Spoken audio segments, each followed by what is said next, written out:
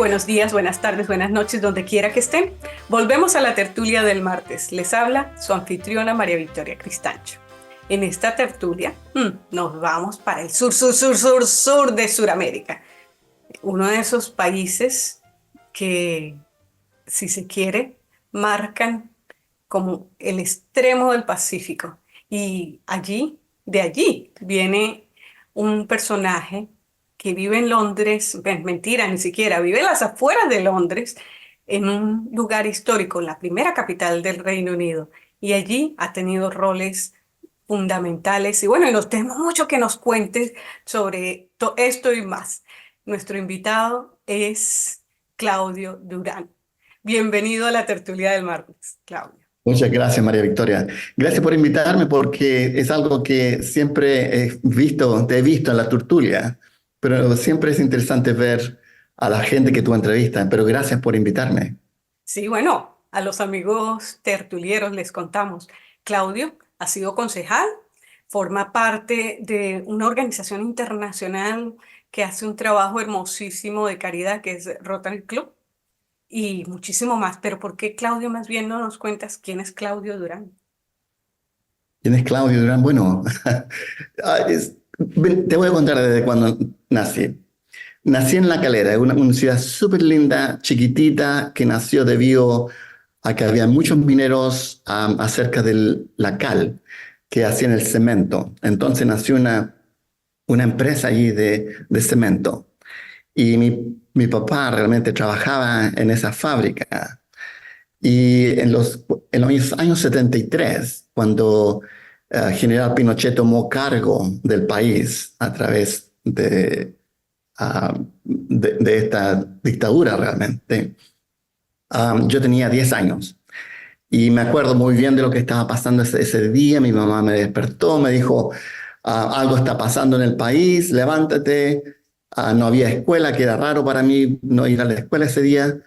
Y de allí empezó todo el proceso, de que uno veía a los militares en la calle inmediatamente. Fue algo que como que estaba preparado, súper preparado, y se vio inmediatamente militares en la calle. Uno no podía salir a la calle.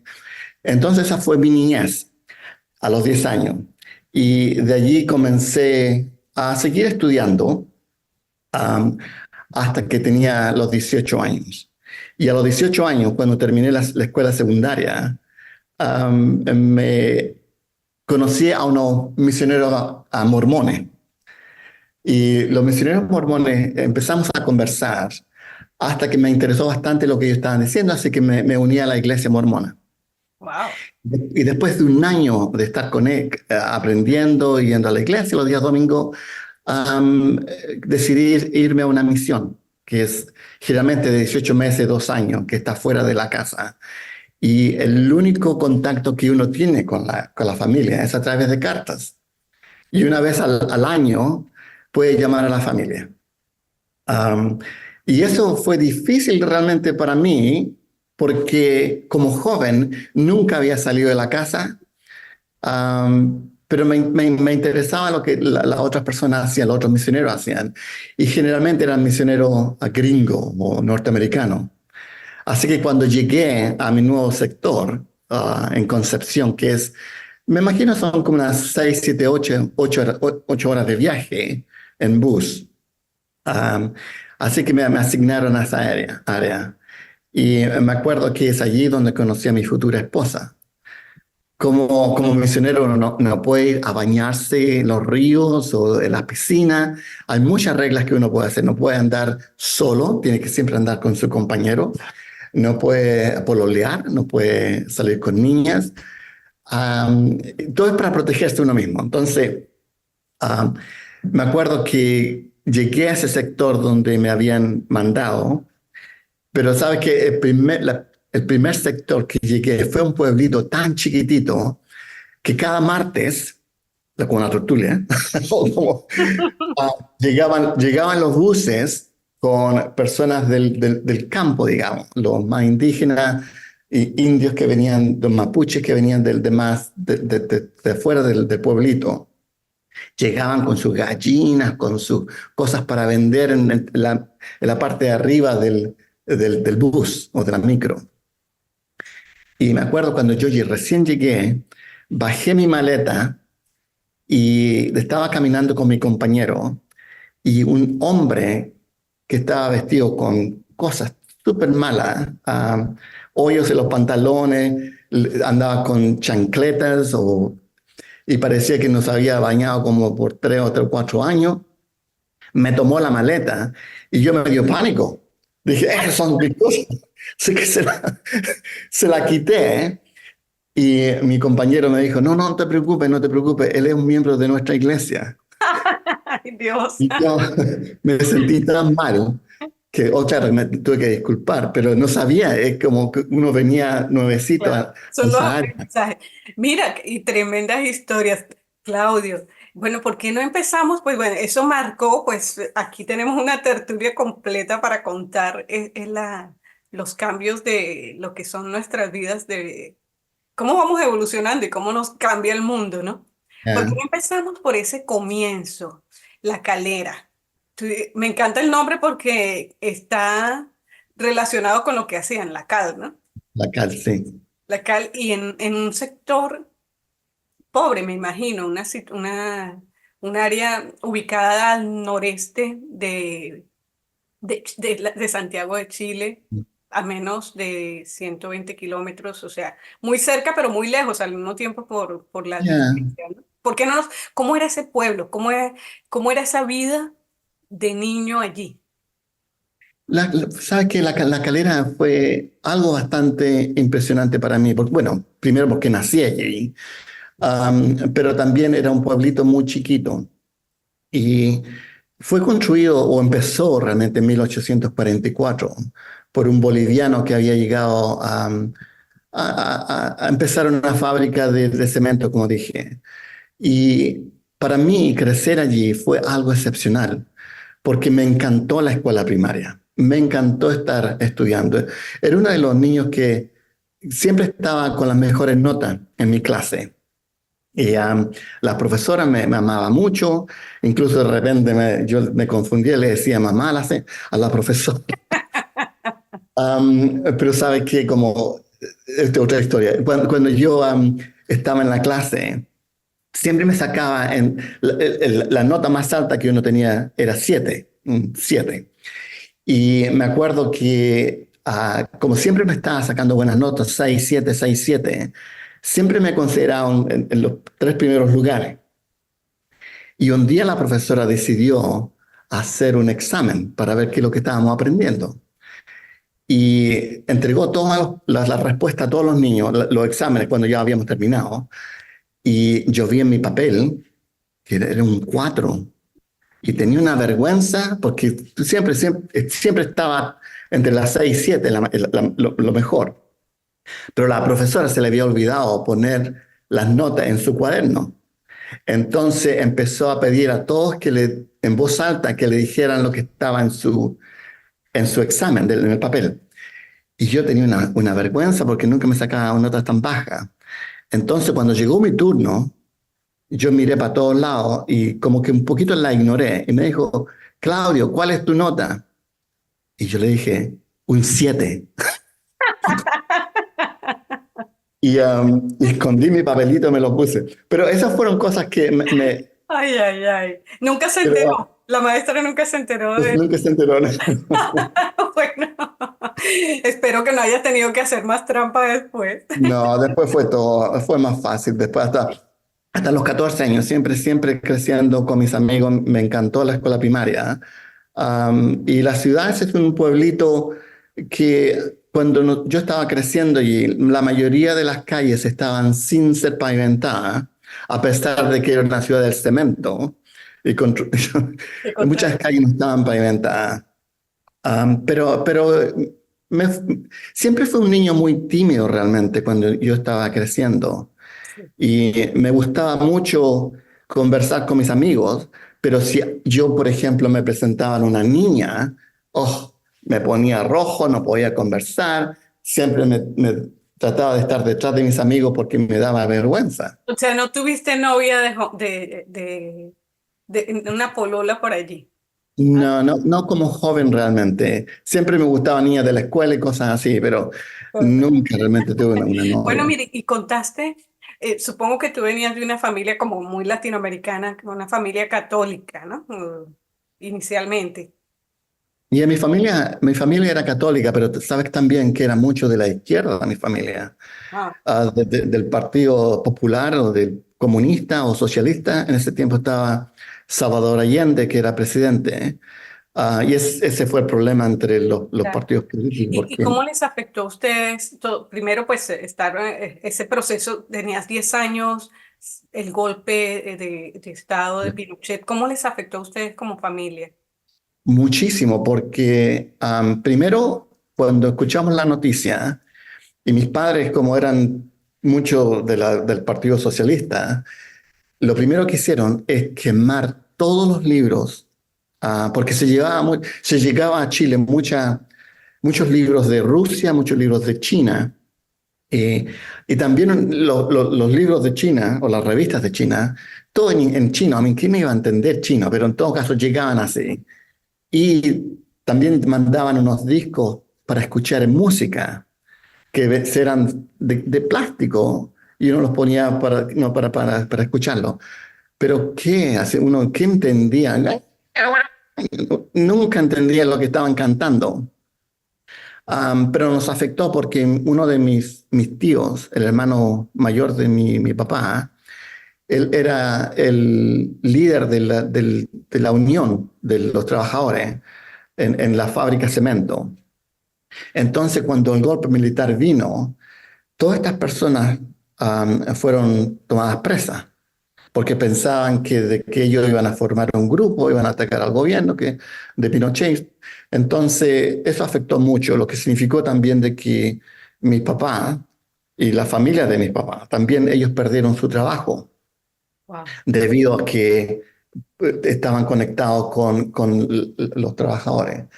Y eso me afectó porque mi papá, a pesar de que él era bueno en lo que hacía en la fábrica de cemento, perdió su trabajo y no lo contrataban por ningún lado. Imagínate a alguien de 46 años, am, ¿qué hacía para encontrar cosas para la familia? Eso afectó mucho a la familia. Sí. ¿Y tú qué recuerdas, qué sentías cuando de tener, si se quiere, una vida no, cómoda, ¿no? Supongo. A de repente en medio de esas vicisitudes, ¿cómo te veías tú? Bueno, sabes que uno siempre tiene que rebuscársela, ¿cierto? Cuando está en problemas. Y me acuerdo que mi mamá decidió empezar un negocio chiquitito de vender legumbres y cosas pequeñas. Entonces se compraron uno de esos triciclos de 3 ruedas y cada mañana o una vez a la semana, 2 veces a la semana, teníamos que ir a la feria mayorista que se le llamaba y llenaban ese triciclo con papas y tomates y todo ese tipo de cosas para llevar al negocio. Y nosotros como pequeños, 10 11 años, am, teníamos que levantarnos 4 5 de la mañana para ir a buscar esas cosas. Y eso aprendí de que hay que rebuscárselas cuando uno le falta. Entonces, no afectó, pero también nos convirtió en alguien de que deberíamos trabajar duro por lo que uno necesitaba. Claro, sí. Y el otro punto, porque esa juventud pues estuvo muy llena pues por la política, todo esto, pero viene la religión. Te encuentras con los mormones Mm. viniendo a tu pueblo, a la calera. Bueno, ese fue un problema porque muchos de mi familia que eran parte del Partido Comunista, ellos pensaban bueno, es verdad realmente, que los americanos ayudaron a Pinochet, al general Pinochet, a quedarse o entrenarlo para hacer este golpe militar, porque los americanos no querían a los comunistas, digamos, al fondo de sus pies, digamos. Sí, estamos hablando de una época que estaba controlada por la Guerra Fría, ¿no? Sí, La bipolaridad oeste y este y todos los conflictos con Cuba y todo eso, ¿no? Entonces, claro, se precisamente, entiende un claro. poco los temores y veían, pues, como se hablaba, el patio trasero de Estados Unidos era Latinoamérica, ¿no? Ya, sí. Entonces con los mormones, especialmente mi abuela, estaba pero enojadísima de que yo había empezado a escuchar a estos americanos, Claro. porque ella pensó que Estos gringos vienen aquí a los gringos llevarse. vienen a hacer, claro. Entonces, pero yo me di cuenta de que los misioneros eran unas personas muy buenas, pero también la religión era acerca de hacer una persona buena, si era buena, hacerla mucho mejor, más buena. Entonces, eso me gustó, pero fue algo difícil porque Tuviste que enfrentarlos. ya. Pero sabes que al final yo me bauticé en la iglesia mormona y mi familia no lo hizo. Pero de a poco se empezaron a unir. Después de algunos meses, mi hermano se bautizó, después mi mamá, mi otro hermano, y de a poquitito se empezaron a unir a la iglesia. Increíble, ¿no? Pero todos éramos católicos, y mi papá siempre iba a la iglesia. En ese tiempo él estudió con los jesuitas Wow. y siempre las misas eran en latín y aprendió a latín. Entonces, pero cuando yo como pequeño iba a la misa no entendía ni una cosa. Así que por eso no estaba tan envuelto con la iglesia católica. Bueno, y llegas y vamos entonces en ese recorrido. Primero que todo quería como indagar un poco que dos cosas que sientes que los mormones te dieron a ti, en particular en esa época. Sabes que una de las cosas que realmente me ayudó, porque te dije que yo era muy shy, me daba mucha vergüenza, no era muy comunicativo. Y cuando decidí irme a una misión, um, yo tenía que aprender. Primero, uno tenía que memorizarse lo que iba a hablar con las personas, porque así por lo menos tenía un punto de referencia. Y me acuerdo que nosotros teníamos que golpear puertas y vender religión es más difícil que vender política. Entonces, cuando golpeaban las puertas y te echaban un montón de garabatos quizás, um, o te cerraban la puerta, empecé a aprender de a poquitito cómo empezar a ser más sensitivo a la gente y tratar de infiltrarme más con ellos, tener un approach más bueno con ellos, más sencillo. Y, pero eso me ayudó mucho, porque me tenía que levantar a las 5 de la mañana para aprender esas charlas primero. Y de allí aprender más acerca de la religión. Porque cuando me uní tenía 17 años, 17 años y medio. Cuando me fui a la misión tenía 18 años y medio.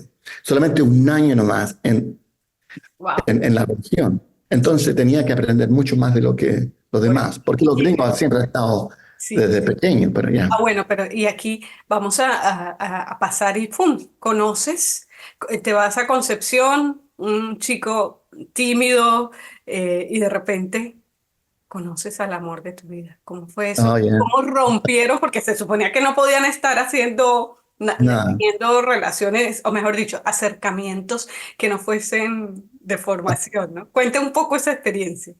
Bueno, sabes, la primera vez que llegué al nuevo sector, uno de mis compañeros que era un americano, él le gustaba mucho tocar el piano y era compositor. Y entonces porque vivíamos con familias y donde estaban dos de estas misioneras, porque ellos tenían un piano, entonces mi compañero quería ir a practicar a la casa de ellos. Entonces allí estaba mi esposa, bueno, mi futura esposa, Mi futura. mi futura. Y allí conocí a ella, era una inglesa, que la habían mandado porque ella era enfermera, la habían mandado al país porque muchos de los americanos, estos cabritos que habían llegado allí, estos niñitos de 18 años, 19 años, iban al río. Una vez a la semana uno podía hacer cosas como ir a lavar sus cosas, ir al centro a comprar las cosas para la semana y también se podía ir de paseo. Pero estos americanos siempre lo que hacían, compraban las lechugas, los tomates, cosas así, se iban al río como un picnic y lavaban las cosas en el río. Imagínate qué pasaba después. Entonces la iglesia empezó un programa. Enteritis, todas las ¿Ok? infecciones. Entonces empezaron el programa de mandar gentes de salud a Chile para enseñar a los americanos, a estos jóvenes, de que no hicieran estas cosas. Y es allí como mandaron a Claire a Chile, porque ella como enfermera la mandaron con un programa de bienestar. Entonces cuando yo llegué a esa casa con mi compañero, la noté, era una niña muy bonita, con los ojos verdes y me atrajo mucho.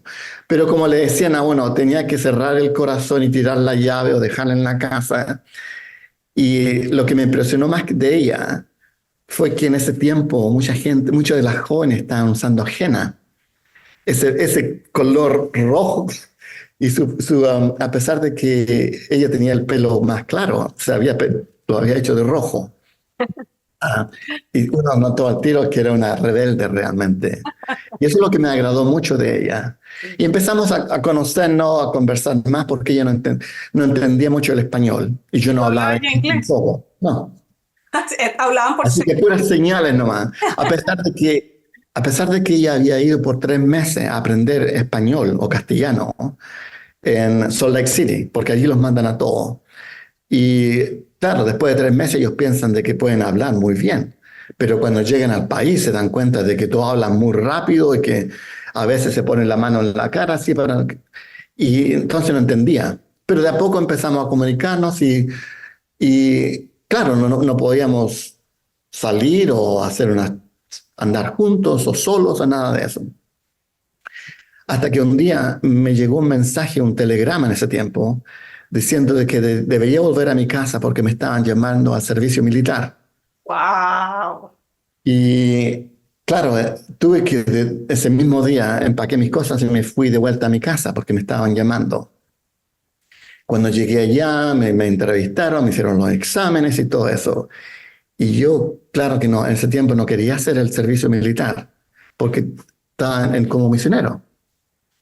Hasta que le expliqué a uno de los autoridades allí de que quería lo que estaba haciendo y alguien me dijo, ya, tú te vas a ir, no te preocupes, pero te vas a salir de aquí. Así que me fui de vuelta a la misión, pero es allí donde Claire pensó de que ella tenía sentimientos por mí. Mm. Porque, claro, porque ella empezó a extrañarme y también estaba llorando de que yo me había ido de la misión, porque ella no sabía si yo iba a volver o no. Um, y es allí donde ella tuvo, pero poquito tiempo después de eso nos cambiaron. Ella se fue a un lugar al norte, yo me fui al sur y no nos vimos. Wow, y no se Um, podían llamar por celular, ¿no? no, no, No había.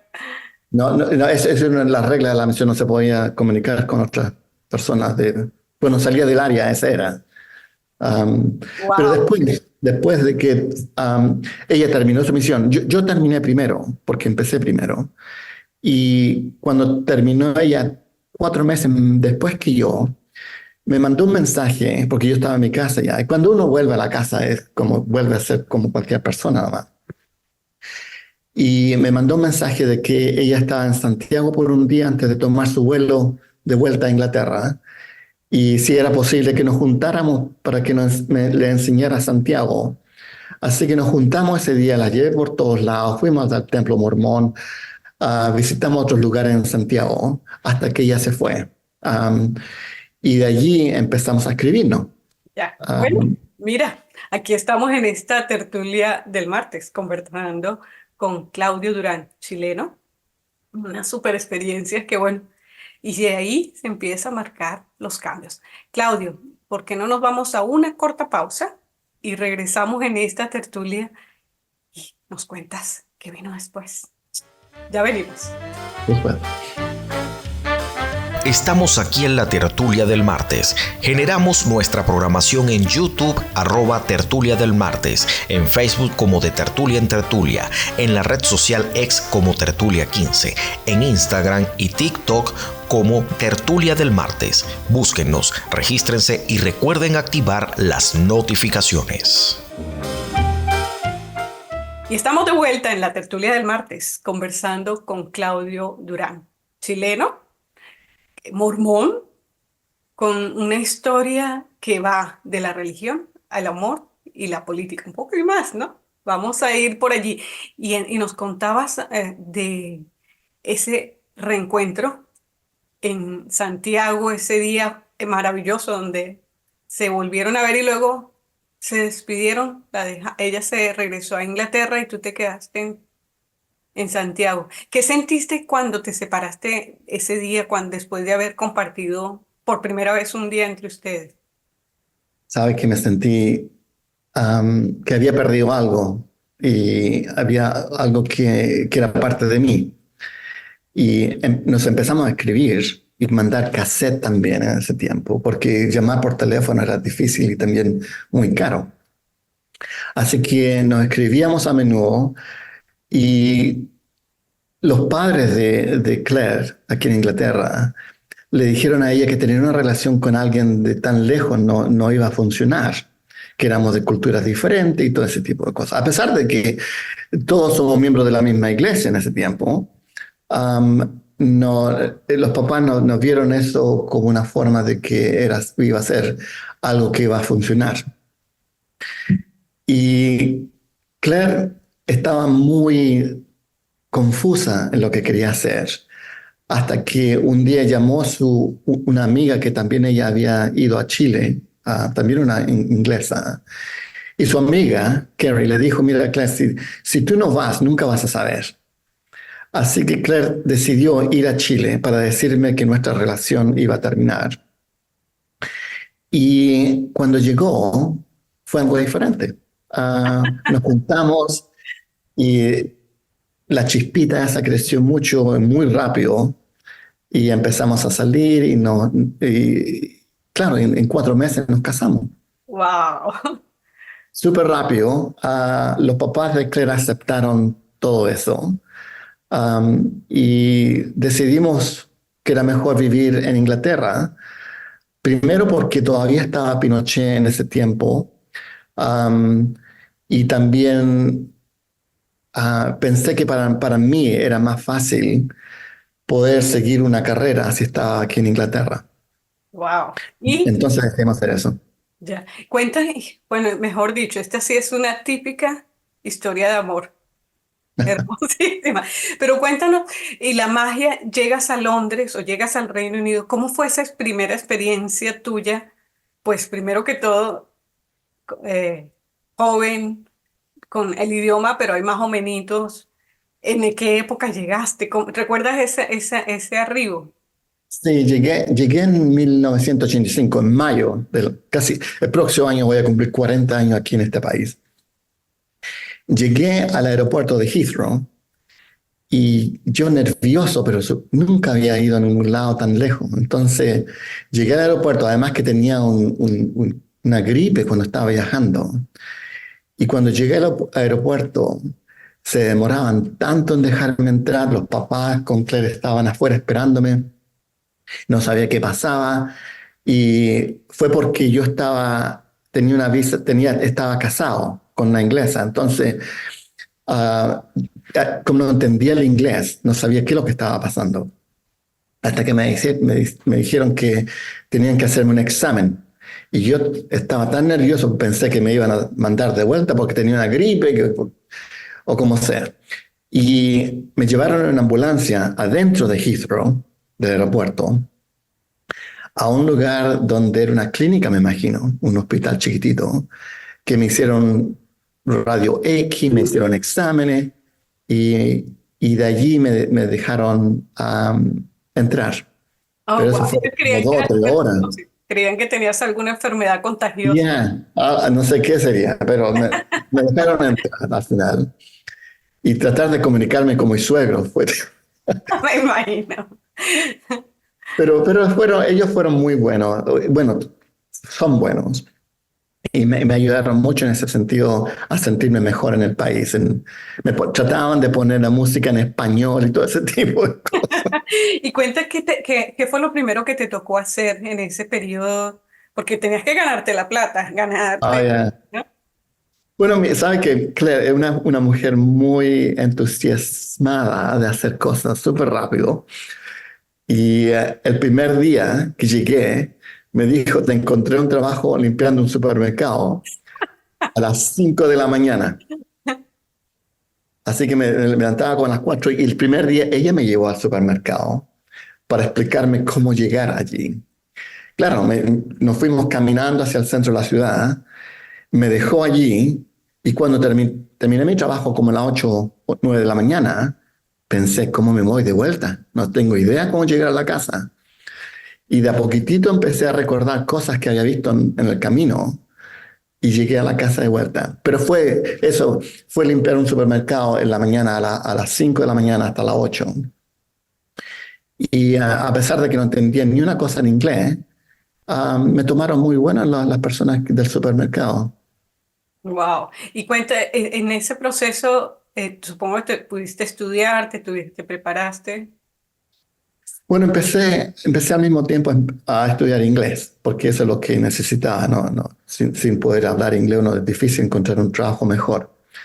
Y empecé a trabajar para una agencia de empleo que nos mandaban a diferentes lugares. Y con eso empecé a aprender un poquito más. A veces los jefes que yo tenía, porque por ejemplo, en las fábricas, echaban un montón de garabato y estaba pensando, ¿qué será esa palabra? Que a veces llegaba a la casa y preguntaba qué se llama. Pero incluso un día llegué, estábamos todos comiendo, estaba mi suegro, que todos sentados en la mesa, y yo le dije, ¿qué significa F? Mi suegro casi se murió cuando... pero No, cosas así, no estás aprendiendo el inglés más formal posible. que justamente... Y después de eso encontré un trabajo en el hospital de la ciudad, en la sala de operaciones, que me encantó. Me encantó porque estaba siempre presente en las operaciones. Yo era la persona que tenía que juntar todos los instrumentos. Cuando estaba en la operación me mandaban a buscarlo. Yo sabía dónde estaban porque yo lo había puesto, lo había guardado. Entonces, ese tipo de cosas hacía con ellos. Y también me llegaron a estimar mucho los cirujanos allí. Y de allí empecé a trabajar también para la iglesia, haciendo microfilms. Ok. La iglesia tiene un programa de genealogía o de historia familiar muy grande. Y me contrataron para sacar fotografías de todos los libros antiguos que habían, me mandaron a Londres, a Holborn. Y allí estaba trabajando para esa biblioteca y sacaba las fotos de cada página. Era una cosa aburrida, sí, pero tenía que tener la fotografía, tenía que ser perfecta porque se dejaba una copia aquí para la biblioteca, una copia se dejaba para la iglesia aquí en Inglaterra y una copia la mandaban para Salt Lake City, donde la almacenaban en una montaña de granito que tienen. Wow. Y todo esto es para la historia familiar. Pero tenía que aprender inglés y estar solo en el basement no era lo mejor. Entonces empecé a poner la radio a la BBC 2, que siempre había un programa que se llamaba Steve Wright in the Afternoon. Y me encantaba ese programa y de a poquitito empecé a escuchar mejor y a entender mucho mejor lo que estaban diciendo. Y es así como empecé, pero también iba a la escuela en las noches para aprender inglés. Así que... Bueno, y ese matrimonio, ya han pasado solo 40 años, ¿no? Ya, bastante. ¿Qué ha pasado? Bueno, de esos trabajos te convertiste, pues, has ido evolucionando y en la política también, ¿no? Sí, primero empezamos una empresa de limpiado de alfombra. Me acuerdo que tenía como 25 años, que compramos una franquicia americana en limpiado de alfombra. Y a pesar de que nos fue muy bien, pagar un royalty siempre como que duele, porque el trabajo lo uno está haciendo, pero también tiene que Pagando la plata. pagando a alguien que inventó el nombre. Entonces, pero uno aprende mucho de eso, porque los americanos, lo que es bueno con los americanos, tienen un sistema de publicidad muy bueno. Entonces uno aprende mucho de ello. Y después de eso, Cuando estábamos con ese trabajo, los amigos de mi suegro eran dos personas que ella fue, de muy niña tuvo artritis que le afectó muy profundamente su músculo hasta que tuvieron que cortarle una de las piernas. Pero ella se casó con un joven que tomó leche sin pasteurizar y muy joven, y eso le afectó ¿cómo se dice? Las articulaciones. Articulaciones de las rodillas, de los hombros. Entonces andaba así él. Pero se casaron y vivían juntos hasta que ella se cayó en su casa y terminó en el hospital. Mi esposa como enfermera la iba a visitar, no le gustó cómo la estaban tratando, así la trajimos a nuestra casa. Y hasta que se mejoró. Él manejaba un autito de 3 ruedas, a pesar de que totalmente tieso, y los vecinos en su casa lo empujaban en su autito, lo daban vuelta y él manejaba con sus dedos. Wow. Y él llegaba a nuestra casa, nosotros los poníamos junto a ella todo el día, a nuestros niños lo alimentaban a ella o a ellos los dos. Y de allí decidimos que quizás era tiempo para que ellos volvieran a su casa, pero necesitaban ayuda. Y claro, al final conseguimos ayuda del gobierno para que le ayudaran a pagar con un carer o auxiliar. Incluso teníamos enfermeras también que le dieron dinero para que poder ayudarle en su casa. Pero eso fue difícil porque cada persona que venía a cuidarles era diferente cada semana. Y siempre ellos estaban tratando de explicarle cómo les gustaban las cosas, dónde estaban las cosas en la cocina, todo ese tipo de cosas. Entonces nosotros pensamos que quizás nosotros podíamos hacerlo. Así que nos registramos con la alcaldía y empezamos este negocio nuevo. Era de cuidar a ellos primeramente. Y con eso, como que hubo una explosión de trabajo, porque decidimos que en vez de tener a la persona por una semana, queríamos darle empleo por 3 meses. Así la gente que lo estaban usando se acostumbraban, los dos. Claro. Y así como creció muy rápidamente la empresa, vendimos la empresa de alfombra. Sí. Y continuamos con la empresa de enfermería. Qué hermoso trabajo, ¿no? Y bueno, y ya la otra área de la política, ¿cómo te metiste en la política? Llegaste a ser concejal de Harbinger, ¿no? No, en St. Albans, en Sandridge. St. Albans, perdón. En 2010, siempre me ha gustado realmente escuchar a los políticos, porque después de venir de un lugar donde no se podía hablar de política, donde no se podía juntar gente para hacer cosas políticamente, cuando llegué a este país me impresionó el sistema que tenían. Y mis suegros eran de la derecha realmente. Y empecé a entender mucho mejor de lo que era lo que, por ejemplo, mis papás tenían como de la izquierda y mis suegros de la derecha. Y empecé a sentir mejor con la derecha.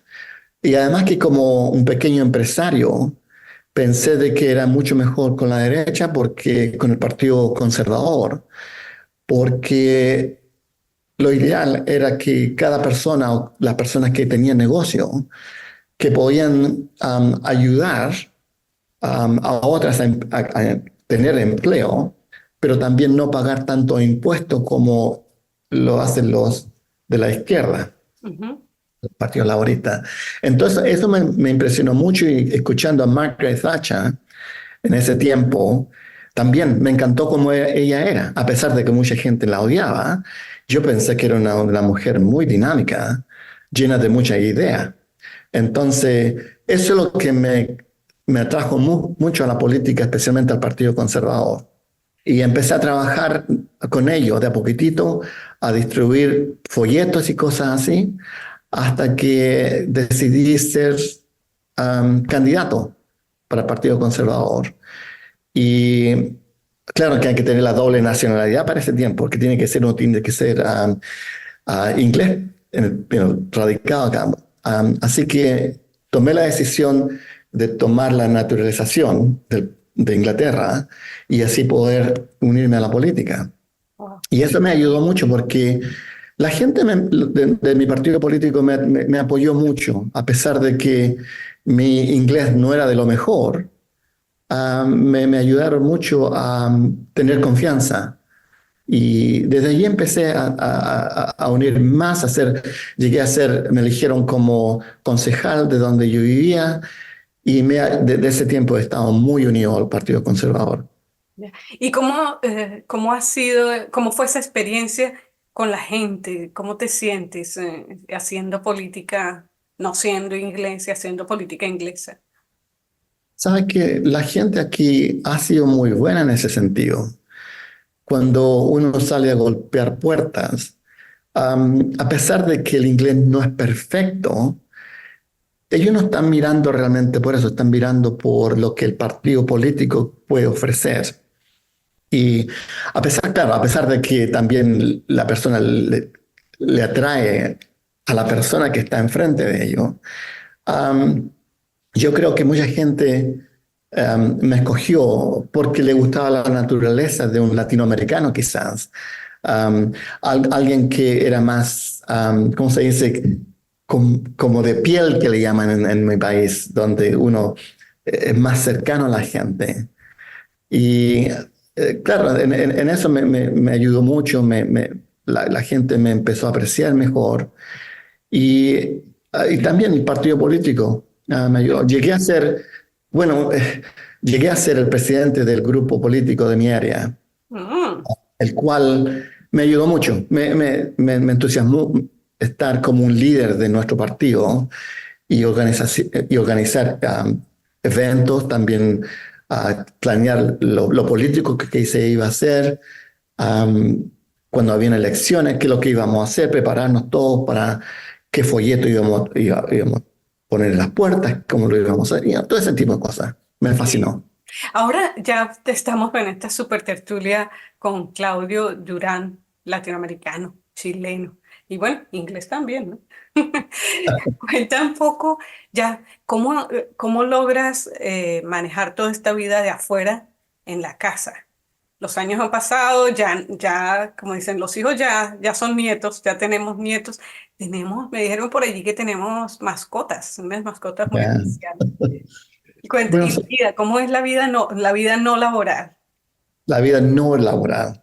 A mí mi esposa se reclama mucho de lo que hago, porque estoy envuelto en muchas cosas. Am, por ejemplo, soy masón, así que voy a mi logia cada cierto tiempo. Son 4 o 5 reuniones que tenemos al año. Um, pero también, como te dije, fue de partido político. También pertenezco a algunas caridades, por ejemplo, la Anglo-Chilean Society, que soy tesorero ahí ahora. Pero también he sido el company secretary para the Anglo-Latin American Foundation por muchos años. Y de hace 12 años organizo el concierto navideño. Y eso es otra historia también, pero no te la contarás. Pero he estado ahí haciendo eso por 12 años, 13 años. Y entonces, y también he estado con los Rotarios y eso implica mucho tiempo. Más o menos Ah, como 5 minutos para la casa. sí. Sí. Yeah, y ese es el problema, porque también como tenemos esta empresa que ha sido un milagro en alguna forma, porque me da la oportunidad de hacer estas cosas, usar el tiempo cuando necesito, para salir a una reunión o ir a visitar a alguien que tiene problemas con la calle o con el pavimento o como sea en lo político. Um, entonces me he dado la oportunidad de hacer estas cosas, que estoy muy agradecido por eso. Pero también con la familia. Tengo una familia muy grande. Clay y yo tenemos 7 niños, dos parejas de mellizos. Wow. Claro que ahora ya están mucho mayor, tan grandes. El menor tiene 23 años y la mayor tiene 38. Um, Así que, ya, bastante. Y también ahora tenemos 7 ¿cómo se dice? Nietos. 7 nietos, 4 que viven en California y 3 que viven aquí cerca de nosotros. Y nos encanta tenerles. Cada vez tenemos una casa grande, así que eso le encanta a los niños. Le Claro. encanta venir a jugar en el patio. Tenemos ovejas en el patio, Eso, que me eso ayudan justo me refería a las mascoticas. sí, porque saben que, pero eso me ha ayudado mucho porque con el tiempo, a falta de tiempo, las ovejas me cortan el pasto, así que ese es un por Ya no poco. tienes que estar cortando. Así que me ayuda mucho Digo, con eso.